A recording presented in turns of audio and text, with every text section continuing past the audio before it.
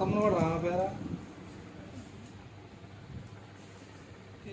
23వ అధ్యాయం 26వ వచనం. యేసుక్రీస్తు నందు మీరందరూ విశ్వాసం వలన దేవుని కుమారుడై ఉన్నారు. క్రీస్తునందు అంటే యేసుక్రీస్తు ప్రభువారి నందు ఎలా కుమారులయ్యారంటే విశ్వాసం, నమ్మకంతో. నమ్మకం. ఈ విశ్వాసం అనేది చాలా భావపోయింది.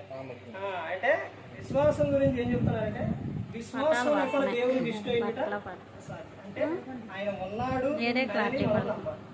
అయితే యోహాను సువార్త 3:16లోనే దేవుడు లోకాన్ని ఎంతో ప్రేమించి తన అద్వితీయ కుమారుని లోకానికి పంపించారు. ఎందుకనంటే ప్రతి ఒక్కరూ కూడా ఆయన పట్ల విశ్వాసం కలిగి ఉంటే ఎక్కడ చేరతారని చెప్తున్నారంటే నిత్య జీవం చేరతారు. అంటే ఇప్పుడు ఇక్కడ ఏమని చెప్తున్నారని అంటే అక్కడ నిత్య జీవం అంటే ఆయనతో పాటు ఎల్లప్పుడూ ఉండడం. ఇక్కడ ఏమని చెప్తున్నారంటే కుమారుడు. మనం అందరం క్రీస్తునందు ఎలా కుమారుడు, మరి క్రీస్తుకి ఎలా పిల్లలు అయ్యాం అని అంటే విశ్వాసం ద్వారా మనందరం కూడా కుమారుడు అయ్యమని చెబుతూ క్రీస్తులోనికి బాప్తిస్మం పొందిన మీరందరూ క్రీస్తును ధరించుకొని ఉన్నారు. ఇందులో యూదుడని గ్రీసు దేశస్థుడని లేదు, దాసుడని స్వతంత్రుడని లేదు, పురుషుడని స్త్రీ అని లేదు, యేసుక్రీస్తునందు మీరందరూ ఏకముగా ఉన్నారు. యేసుక్రీస్తునందు అందరూ ఎలా ఉన్నారంటే ఏకముగా ఉన్నారు. దేవుడు అందరిని ప్రతి ఒక్కరిని కూడా ప్రేమిస్తూ ఉన్నారు. అందుకనే ఏ ఒక్కరూ కూడా ఈ లోకంలో నశించి నరకానికి వెళ్ళిపోకూడదని యేసుక్రీస్తు ప్రభువును పంపించారు. ఆయన అందరినీ ప్రేమించి అందరి కోసం ఆయన ఏం చేశారంటే సిలువలో ప్రాణాన్ని పెట్టారు. ఇక్కడ చాలా మంది ఏం చేస్తుంటారంటే ఏం చెబుతూ ఉంటారంటే స్త్రీ విషయంలో నువ్వు తక్కువ అని ఇవన్నీ స్త్రీని చులకనగా మాట్లాడరు, ఇవన్నీ చూస్తుంటారు.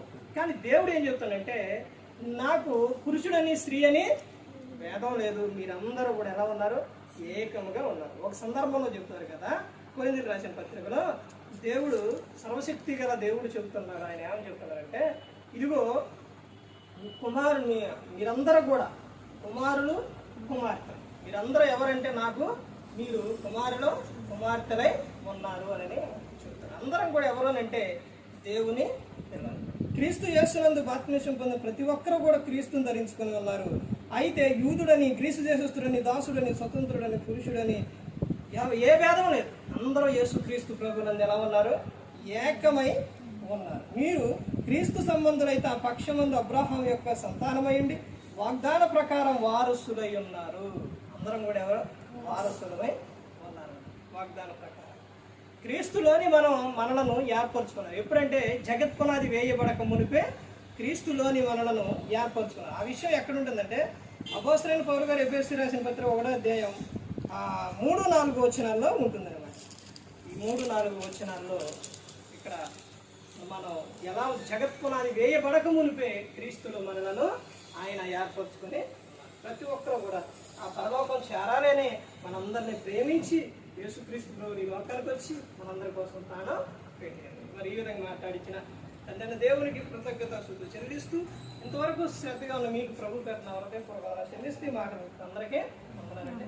ప్రార్థన యొక్క కృపయు ఆదరణకర్త అయిన పరిశుద్ధాత్మ యొక్క సహవాసము ఇప్పుడును ఎల్లప్పుడూ సదాకాలం మనకును మన తోటి వారందరికీ తోడై ఉండి నడిపించును గాక.